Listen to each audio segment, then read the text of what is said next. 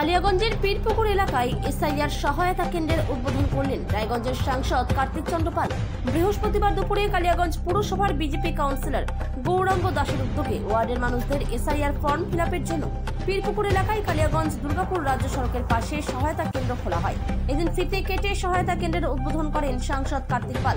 এছাড়া উপস্থিত ছিলেন 10 নম্বর ওয়ার্ডের বিজেপি কাউন্সিলর গৌরাঙ্গ দাস সহ অন্যান্যরা। সাংসদ কার্তিক পাল বলেন, এসআইআর নিয়ে রাজনৈতিক দল ভুল বার্তা ছড়াচ্ছে। নির্বাচন কমিশনের নির্দেশেই এই কাজ হচ্ছে। 2002 সালে হয়েছিল এসআইআর, 2025 সালে নতুন করে আবার হচ্ছে। বলি যে এসআইআর নিয়ে একটা কিছু মানুষ বা কোনো বিশেষ রাজনৈতিক দল একটা বিভ্রান্তি চেষ্টা করছে। এটা সরকারি নিয়মে হচ্ছে এবং এর আগেও ইলেকশন কমিশন ইন্ডিয়া 2002 সালে করেছিল, আবারও নতুন করে হচ্ছে।